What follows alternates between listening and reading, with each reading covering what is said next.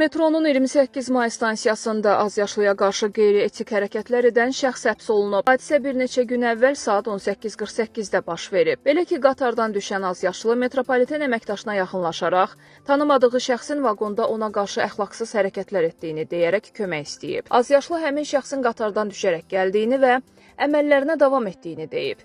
Dərhal metro əməkdaşı yaxınlıqdakı polisi çağırıb və həmin şəxs saxlanılıb.